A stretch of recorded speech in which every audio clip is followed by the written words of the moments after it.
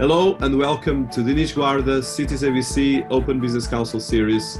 We highlight ideas, products, inventions, platforms, software, books and solutions to the multiple challenges, opportunities we face in our cities and nations with the advent of the so-called Fourth Industrial Revolution, the concepts of Society 5.0 and all the emergent technologies that come out of the digital transformation revolution, especially AI, blockchain, fintech, IoT, digital currencies, and all the different things that are changing our world. And there are tools that we can use for good and for bad, hopefully for good. This podcast series are produced and distributed on citiesabc.com and openbusinesscouncil.org and syndicated on our sister platforms, intelligenthq.com. Today, I welcome to our series Babak Behboudi. I hope I spelled it correctly, Babak. Wow. So it's a pleasure, an honor to have you here. So Babak has a fantastic background. He started his first startup business in 2000, so already 20 years ago, although he's quite a young gentleman, and as a retail startup for hobby and toy products. During his career, he established around 72 startups, and some of them are now among world-class business and technology platforms.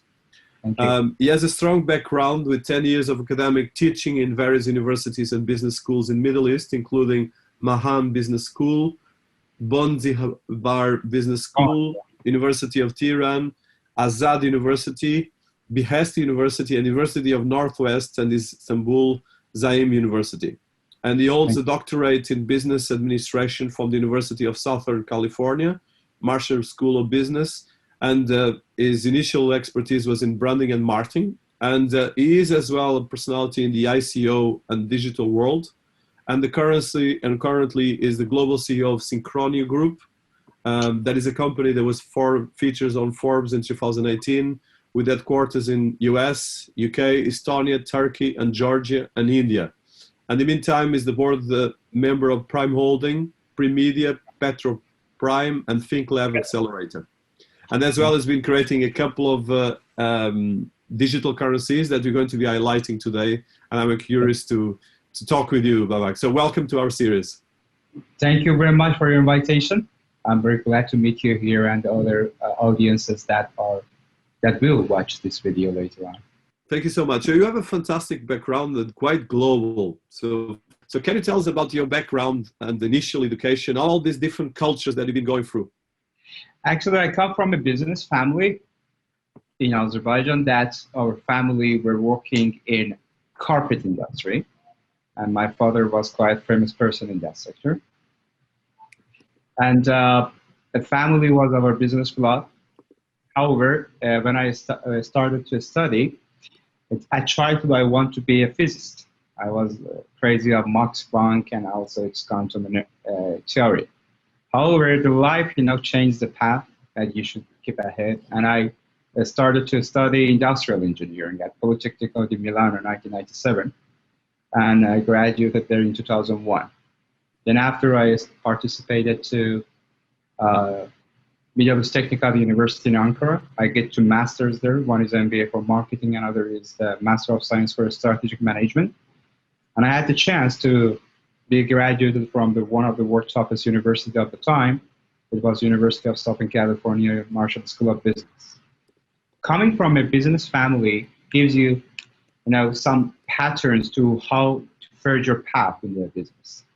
So I tried to first have a startup for children by selling toys and, heavy materials for them.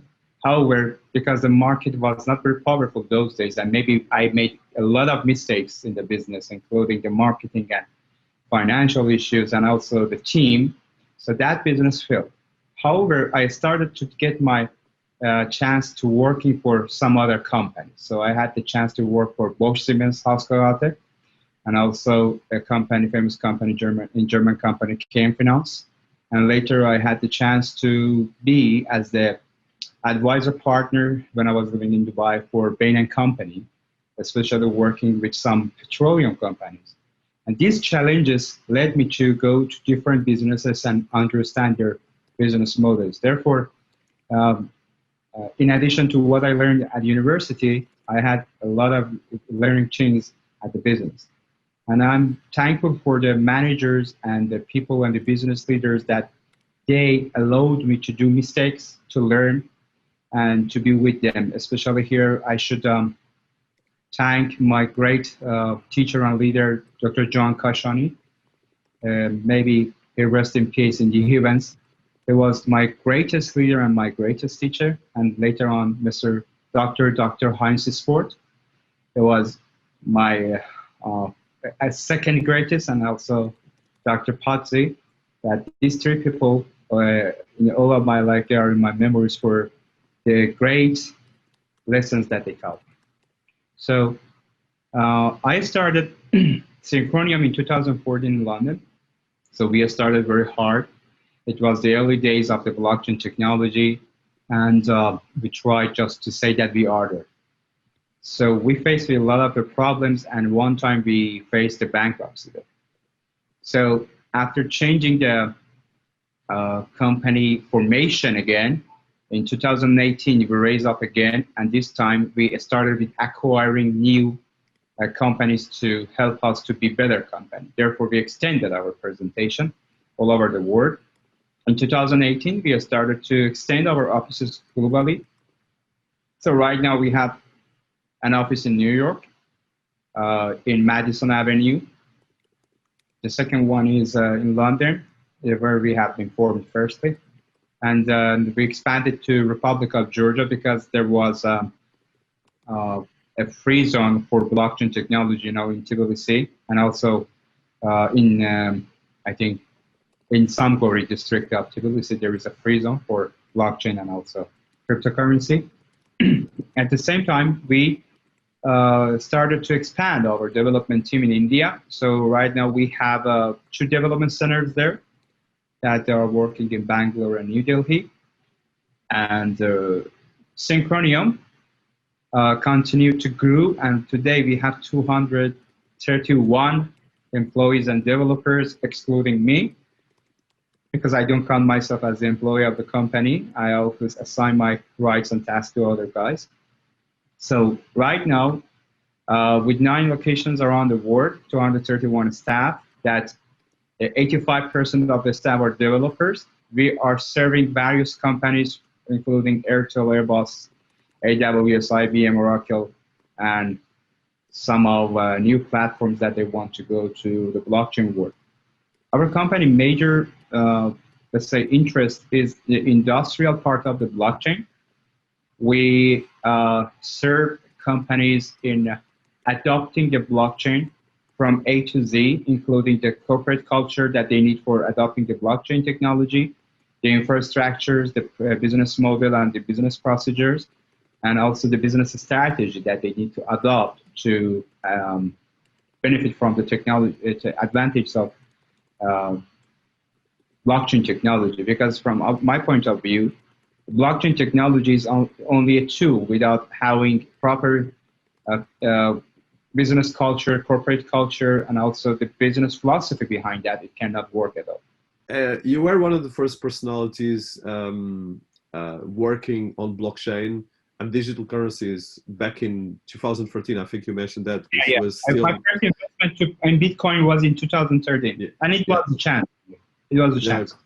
That's amazing. So can you tell us about this experience? Because at the time, blockchain was nothing. It was mostly blockchain came in 2016, at least in terms of concept, but it started there. So a bit of that background. How did you start in crypto and digital currencies? And then you created as well your own currencies, and some of them are actually, you mentioned one that has a capital of 200 plus million. So a bit of that background of the last 7 years, which is, I think, a great journey for everyone listening to us.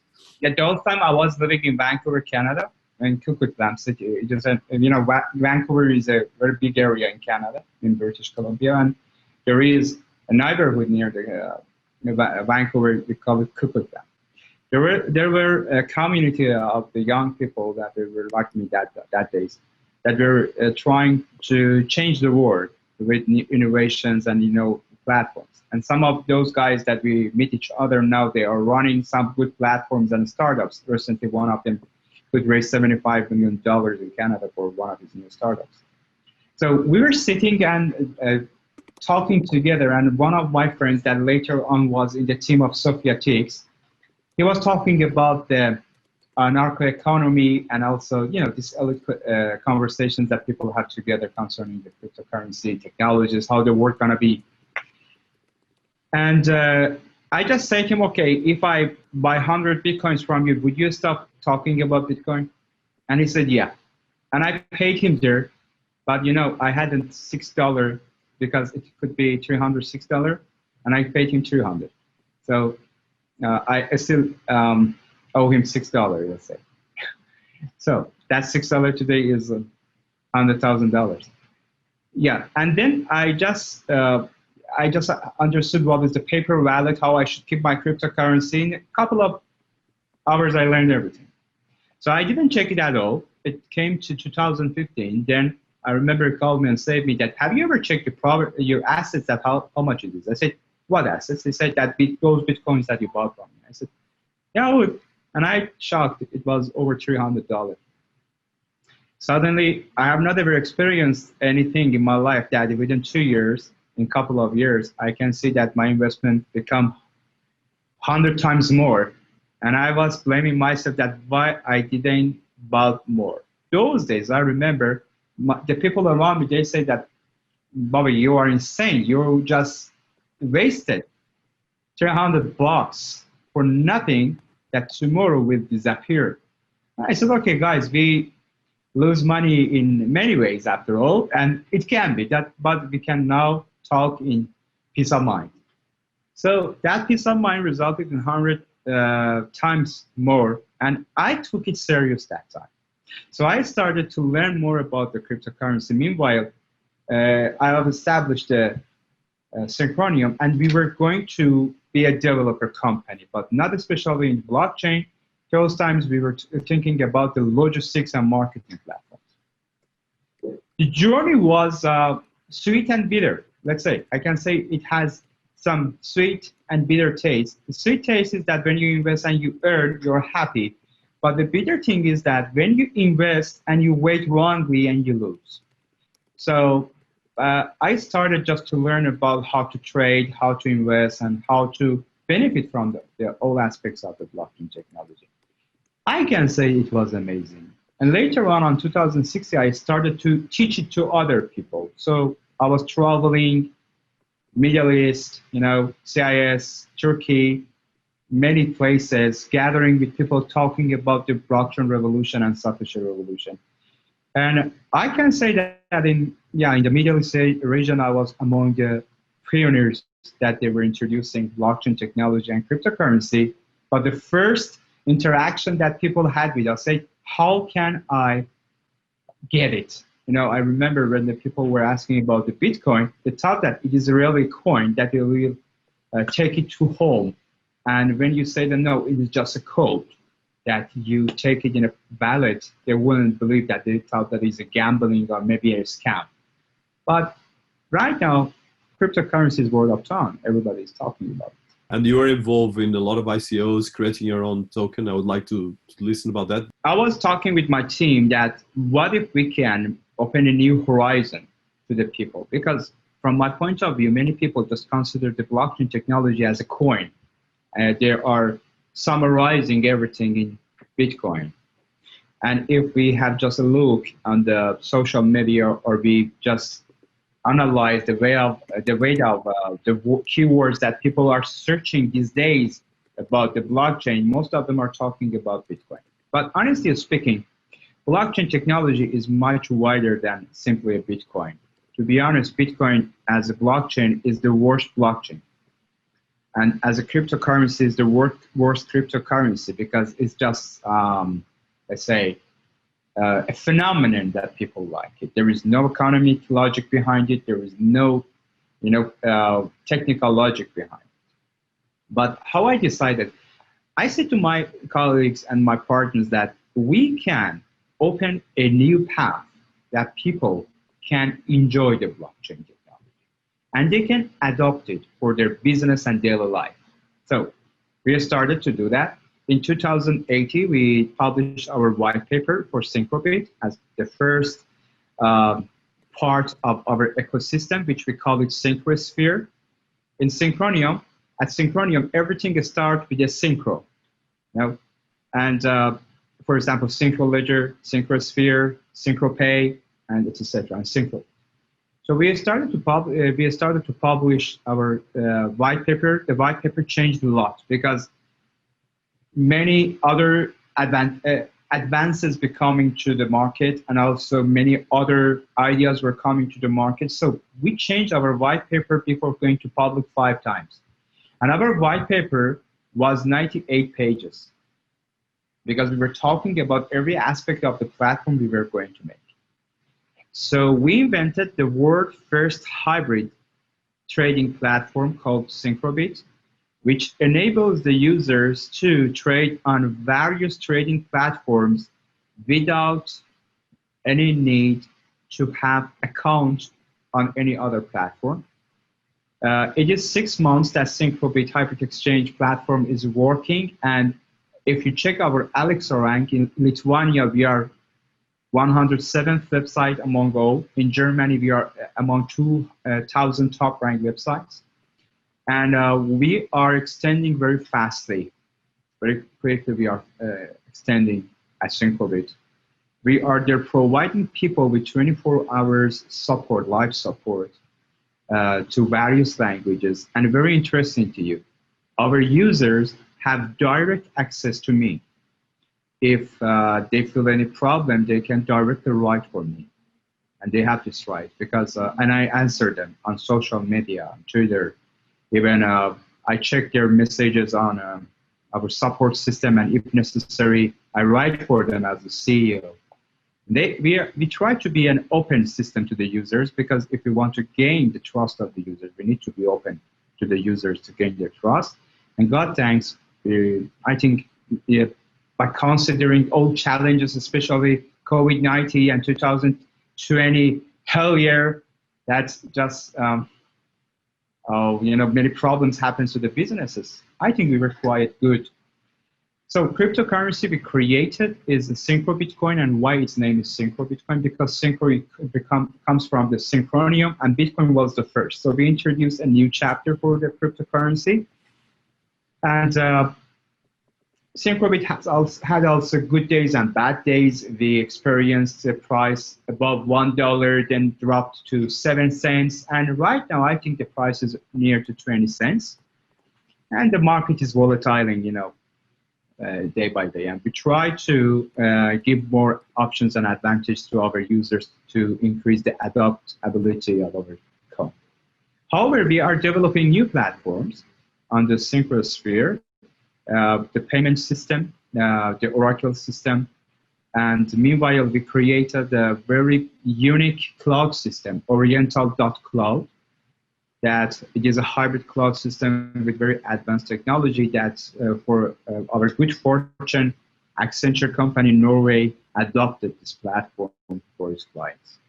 And I think it's quite interesting. So as you see, Synchro Bitcoin, as we speak right now, is a market cap of 15 million. I think from this experience that you've been doing, I know that you went and you've been working in particular in building a lot of things in terms of blockchain solutions, that you're particularly interested in blockchain areas for supply chain management and business infrastructure. So which is the biggest part right now? This is the fast growing part of blockchain that has nothing to do directly with crypto, much more about the technology infrastructure for identity, things like that. Can you elaborate a bit on that part and how you are doing solutions on that direction? I think blockchain is future, especially by the industries. If we just take ourselves out of the cryptocurrency sphere, cryptocurrency is not a big market in comparison to the forex market. But, and also the major adopters of the cryptocurrency are young generation, the youth generation. When I see the stats on our platforms, the major users' age is about 18 to 32 years. So they are young generation. So it can be at the social level, but when we come to business level, it is more than cryptocurrency. I say that any business, doesn't matter, a small or big or medium, needs a proper solution. People don't care that this solution is centralized or decentralized. As a business, they don't care. What they expect is just the ease of access, ease of operation, and reduce their costs and overheads.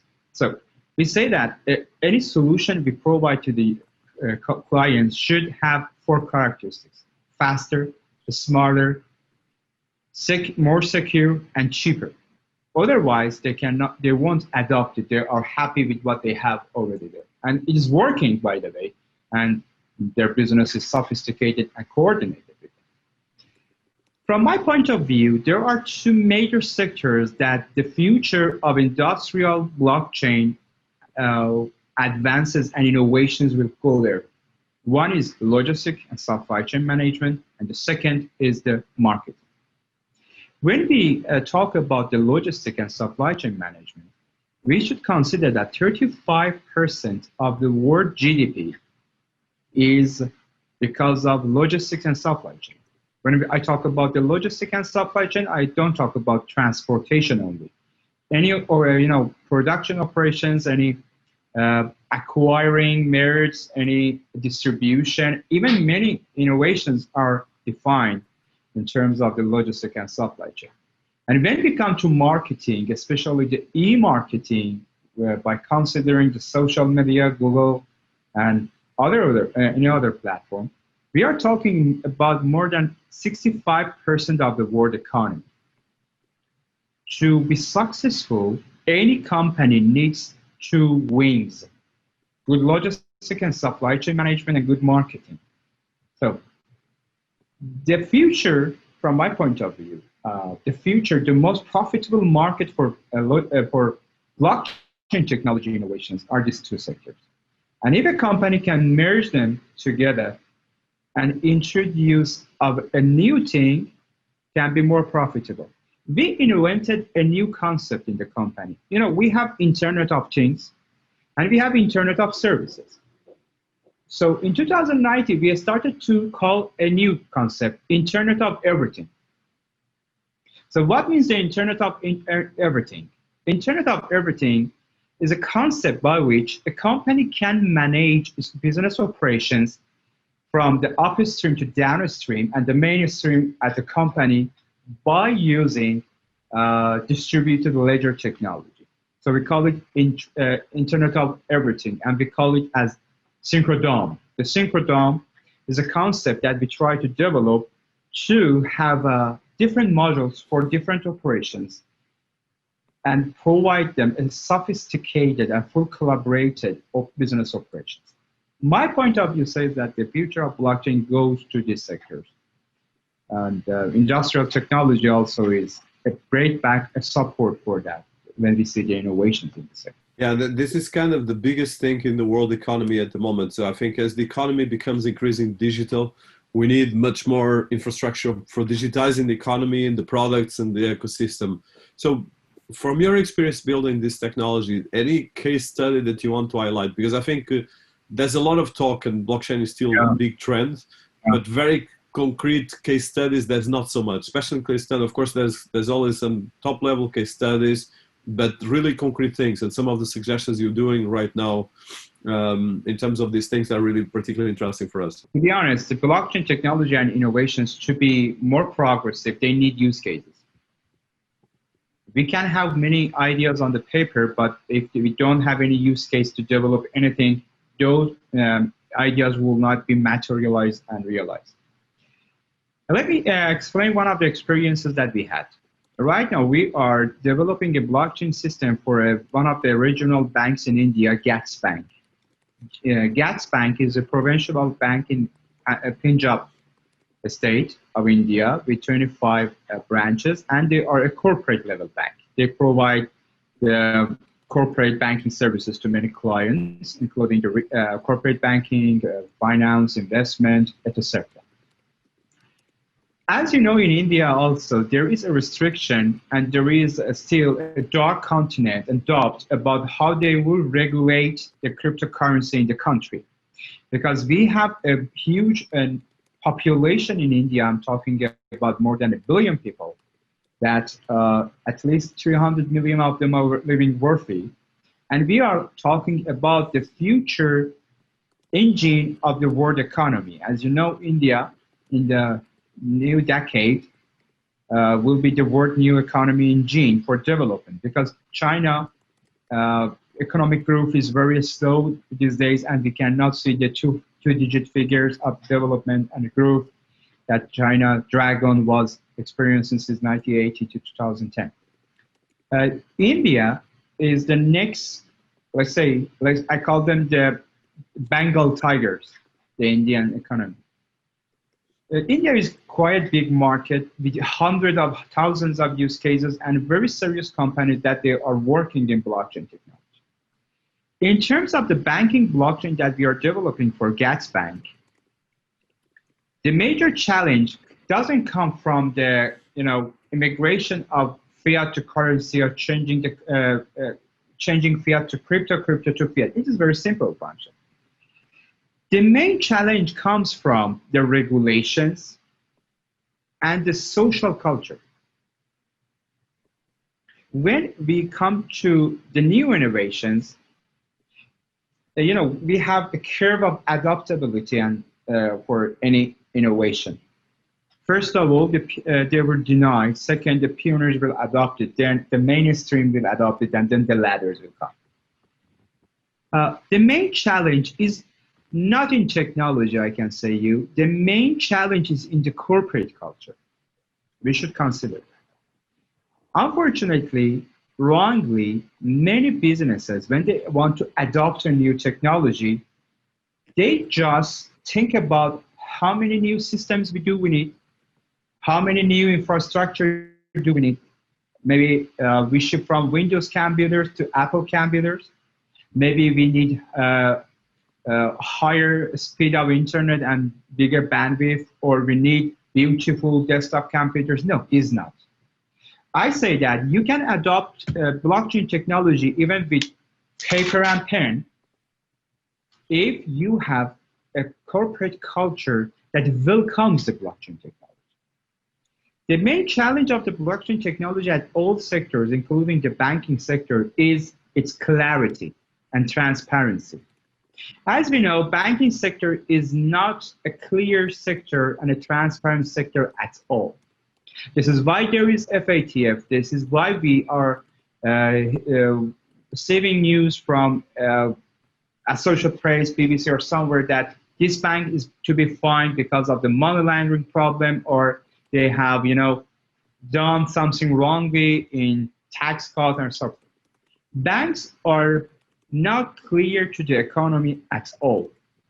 Central finance, as it comes from itself, is not clear to the public at all.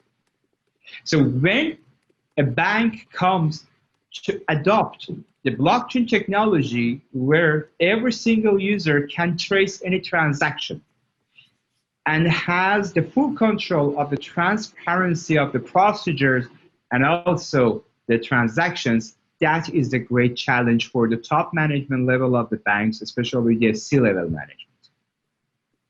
So the challenge that we face always in delivering the blockchain solutions to the company is not the codes, is not the functionality, is the corporate culture. And I would like to call all of the audiences, if they want to adopt the blockchain technology, first they should adopt the blockchain technology culture. Later, they can come to us or other leading blockchain developer company, and they express that, okay, we need the blockchain. The first question that I always ask from a client is that, why do you think you need blockchain? Why? Because it is a word of town, or maybe for your prestige, or you want to say to your, some businesses are this. My cousin comes to me and I say, I bought a new Ferrari. I said, okay, I will buy a Bugatti. So maybe this relationship that you want to say to your competitor that, okay, you are using a centralized finance system and I'm using the blockchain just for prestige, or just using it for media to convey to the customers that, okay, we are using blockchain. Their customers don't understand what the worth of blockchain and why they should adopt the blockchain. The first step, the most critical step that can decrease their challenge is to first implement the blockchain culture, then implement the blockchain technology. Otherwise, it's not a sustainable solution. It will be gone. It will be, disappear, and they cannot benefit from the blockchain. That can be a very expensive solution for them with the minimum yield. We will only change the world economy with the example, and as well the corporate culture needs to understand that the blockchain is a tool, but you can use it or just for, like you said, for marketing and PR, or really to do something about that. And it's really important, because that's a key element that I think a lot of companies need to understand more, because if you want to get into this, you have to get into this seriously. So may I add something? Excuse me for interrupting you. The old physicians, especially the Greece metaphor, says that human is created from 4 elements. The world, the universe. These 4 elements are what? Are water, soil, fire, and air. These are 4 elements of the universe, is it? So I try to create a model based on these four elements, and I always use it in my negotiations with my customers, especially sometimes my friends that they want my consultation. I say your organization also has 4 elements, but I convert them to the where as a software programmer. I say a company has a soulware, it has a mindware, it has a software, and it has a hardware, right? What is the soulware? It is the proper belief of the funders, of the C-level managers, that why we are doing the business. We are doing the business for making money. Absolutely, it's okay, but you can earn money from many ways. You don't need to run this heavy, costly, business that force you to wake up 5 morning and force you to sleep late nights, to handle a lot of stress every day. The soulware of the company is important also for blockchain. If the blockchain technology is aligned with the soulware of the company, I can congratulate that company that, bingo, you are adopting a sustainable technology and a sustainable business. But if it is not, I can say that it is too costly. Another one is mindware. Our company wants to adopt the technology of blockchain technology. What is our strategy? Most of the clients I see, they don't have any strategy at all. I'm not talking about a war strategy or a very complicated strategy, with 100 pieces of papers. No. I'm talking about a very short, concise expression that we are adopting the blockchain technology for what? The software is important and we want it. And the mindware is the piece of a strategy that guides the total schedule and let's say the overall plan of the company for the way forward. The company is needed. These are, let's say, I call them as the left brain of the company. As the left brain of the company. Let's come to the two next elements, which are making the right brain of the company. First thing first is software. And the software is the team. Software is the personnel. Software is how you build your business structure based on the human talents and the talents you have in the company. So if the blockchain technology is coming to eliminate the human factor in the company, I can say you that it won't have any future. In the future, we should have one slogan from my point of view: human, machine, harmony. Otherwise, if we are cutting human being from the businesses, okay, I'm bringing a robot to the factory and I'm cutting the job, it is a wrong, I think, procedure and wrong attitude to the business and the technology. For sure, society will not accept it. Every country has unemployment crisis. In Turkey, where I'm living, the unemployment rate is above 13%. And if this corona pandemic continues, it may rise to 20%. Before the pandemic, the value of $1 was equal with 5.25 lira. At the moment I'm talking to you, I'm speaking here, $1 is equal to 8.15 lira. So it is a huge fall for the Turkish lira and the economy. So consider that such an economy as a developing country wants to adopt suddenly the robotics, industrial revolution, etc. What will happen to the software of the nation, and in the slower and in the lower scale to the software of the company? We should adopt this human-machine harmony. When I say machine, it means technology, human-technology harmony. If we can set the company policy and strategy towards this, so it can be okay, and the blockchain technology or other technologies can be fruitful for the company. The last thing, the last element is the hardware. You know, to make a business, we should not start from the hardware. Many people, when they want to run a business or they want to adopt the technology, first thing first they think is about the hardware. I said before, what infrastructures do we need? What systems do we need? It is the last thing you should think about it, not the first thing. The hardware is very accessible. It's very accessible. I put the technology here as the hardware. The hardware, the best hardware fitting your company and your business is a hardware that is set with your software, mindware, and your software. Otherwise, it fails, definitely. And we had a lot of experience in that among our clients, that they first tried to think about the hardware, but the blockchain technology is not working for them at all. I love the metaphor, and I think it's very important, and I probably will, if you want to write about it for some of our websites, I would be most delighted, because I think it's a very important thing. I will write, and definitely I will send for you to publish it. Fantastic. No, because I think this helps explaining, I think, the complexity that we have in our society. And I think we have a paradox between people that are entrepreneurs and all the reality check that is the society, the different cultures, the geopolitics, and everything that you mentioned very well. So one of the things I want to touch is, so you're quite young, but you've been behind, I think you mentioned in somewhere 72 companies, which is quite a massive achievement. So I think, and especially with people, you mentioned 200 people working for you directly, indirectly, in a lot of different countries. You mentioned Georgia, which is another emerging country. Actually, I know, a very beautiful place.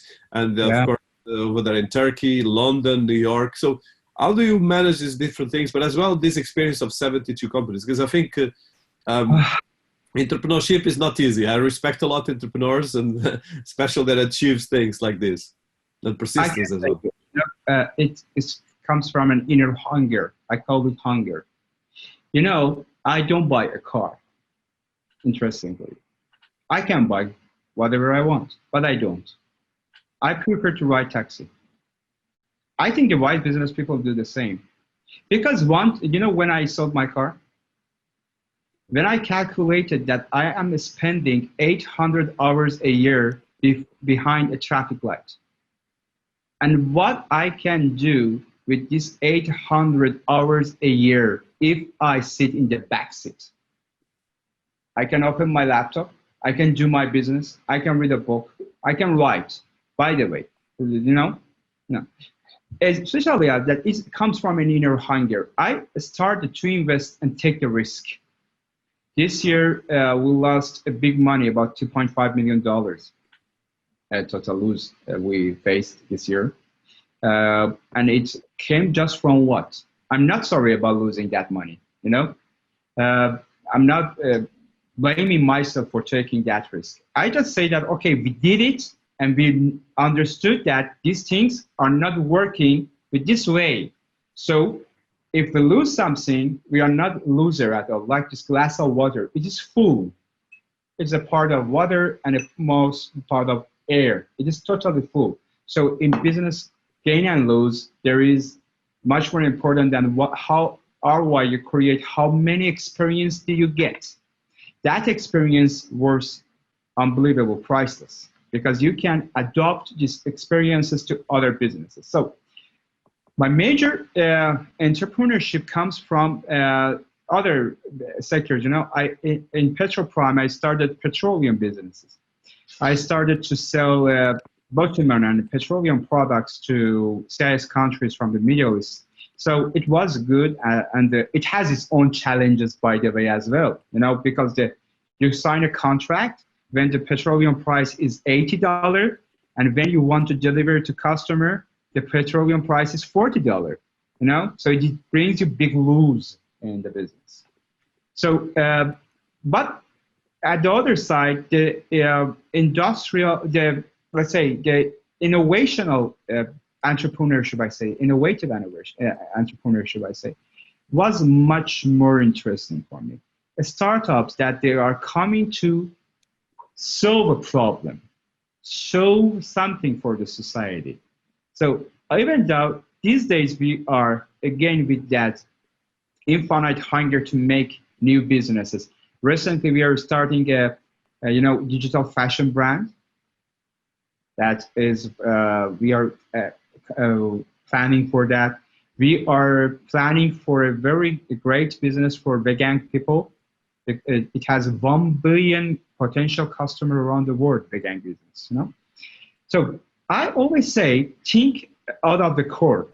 Think out of the core and profit out of the core. I will talk with you next time about my model, business out of the core. Just consider that there is a core of your business, and my company is a digital innovation company, developer company, but it is the core. We may have the great losers and earnings here, but if we extend it out of the core, there are big area, there are a big sphere around this business that we can earn from. My journey in entrepreneurship was pleasant and bitter. The days that you see that a startup that you try to make it grow, it become successful, you feel the pride in yourself. But I always learned that to stay humble. Because, when you achieve something in the life, it is, again, the ground zero for making the next. In my library, I have a very endless respect to Elon Musk, something I think we have common together. Because he also started the businesses that nobody believed. When he wanted to start the SpaceX, nobody believed. Now we are seeing he's planning to send us to Mars. When he has started the Tesla car, many people laughed and they say, "Oh my God, when there are hybrid cars or there are, fossil cars, why do we need electric cars that they cannot even run?" But you see, this guy is making Tesla great. Different businesses bring you new challenges. It depends on your personality. It depends that you like a peaceful ocean or you like a stormy ocean. I think I like the stormy ocean because in the peaceful ocean, everybody can be a great sailor. But the difference between a great sailor and a newbie sailor is the stormy ocean. The stormy ocean shows that how do you stand against the winds? And when people are denying you, when people are criticizing you, are you committed to take the further steps in the way forward or not? If I want to have an advice to someone, I say that to be a successful entrepreneur, you need to be first a good learner. If I could do that, I learned from my failures more than my, let's say, achievements. Because achievement only gives you, let's say, happiness and a pride that, okay, God, I did it. But the failure is a great teacher. Failure is a great teacher. If you learn from your failures, you won't fail. I guarantee it. It's a great teacher. So if I want to write one day a book, I will write a book about 1,001 mistakes that I made. Yeah, many mistakes. More than these books, I can say that I made mistakes, but I'm happy to make it. I live those mistakes. I'm not regretful about it. I never regret. I live with that mistakes. I made them, and I'm thankful that I made them because I could learn. Otherwise, I didn't know anything.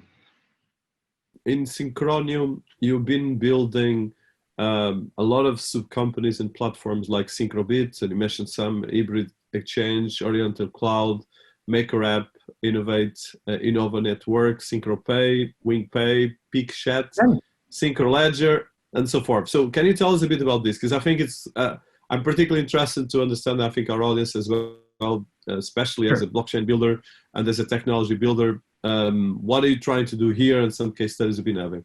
Okay, I try to give you a brief.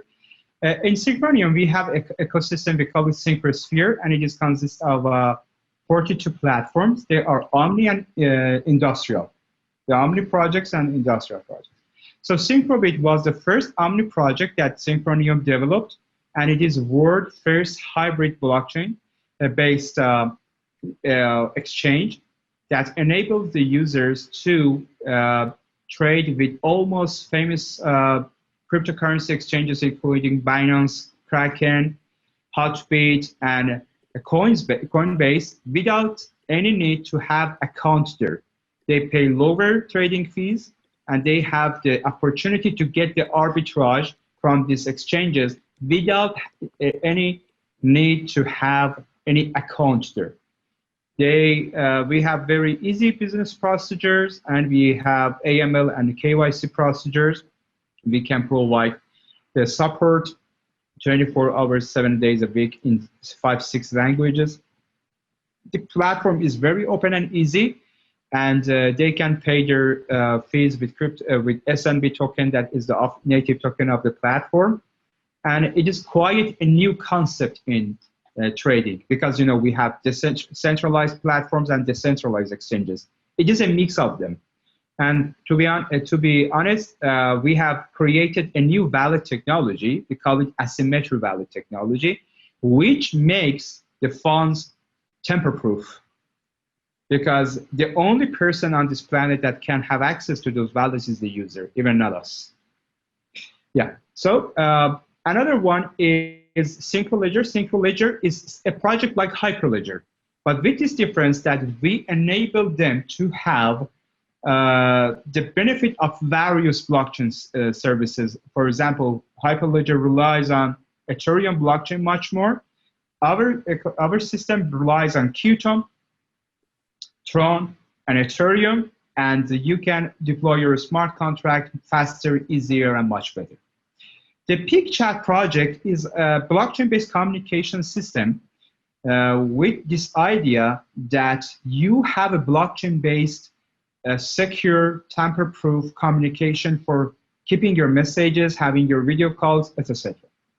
So since Telegram guys were going to develop their Tone network, and we were the company that was trying to do that. But I don't know, unfortunately, why they stopped that. Such a beautiful project.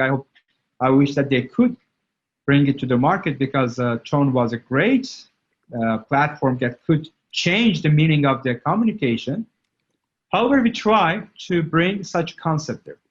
WinPay is a cross-functional payment system that enables crypto to fiat, fiat to crypto, but it has also a marketing and supply chain-wise concept, because it has different aspects for retailers, wholesalers, and also the merchants and the final user, that the audiences can learn more about it on our website. And also, I should say that we have different platforms. For example, for energy sector, for let's say business solutions, that we have like Dexstream. Dexstream is our BPMS system that is based on the blockchain. Or for example, Elixir is for pharmaceutical systems. Agros is our agricultural system based on the blockchain for big farms and also food processing sector. Many information are there on our website. I think it is also a blockchain class for the people that want to learn how blockchain can bring to the life and the business. What would be your message that you have? And I think you're a very inspired person that you are both academic, business entrepreneur, but as well thought leader, and a lot of different things. So what is the message that you see with COVID-19, especially when it comes to redesign business and all the digital transformation related with both our business that we touch, but as well countries where we live and our society. Because I think I would like to hear that part, and you touch some of these things, but more like a top level perspective and summary and inspiration as well for people listening to us. If I to summarize my experience throughout these 20 years of academic career and entrepreneurship, I can say it in one very small word: change never changes. Change is over there.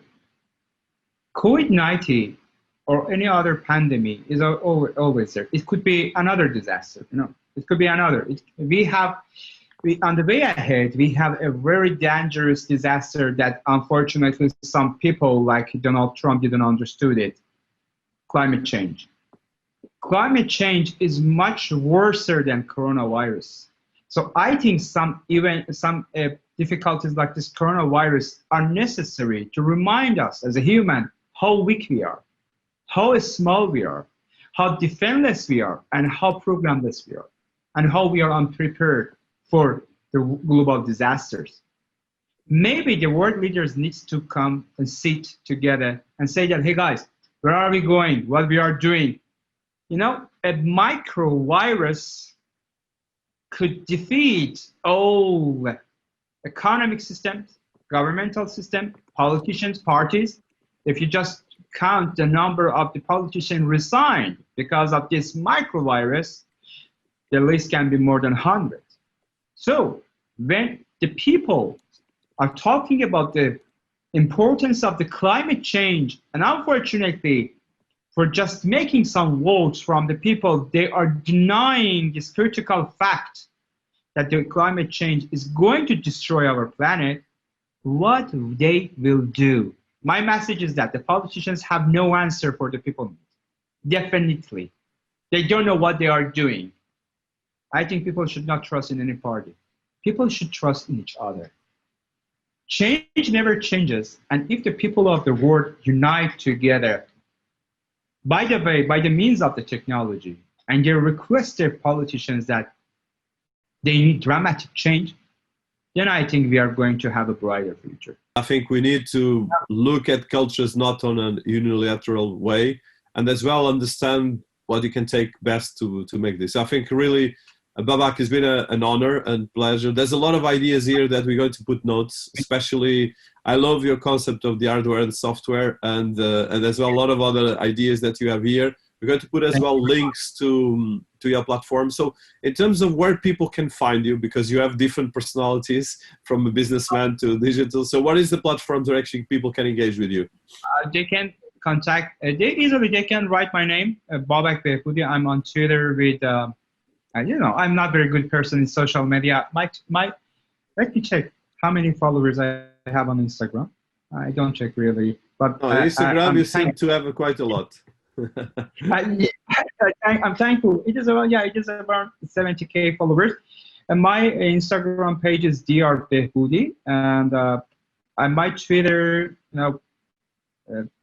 I forget my Twitter, but if they write Babak Behboudi on Twitter, I'm sure it comes there. But I'm not very writing on social media, unfortunately. Maybe it's bad of me.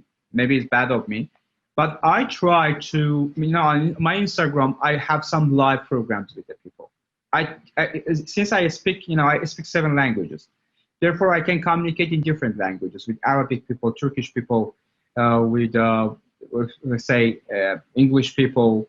I speak different languages. I try to communicate them in their local languages.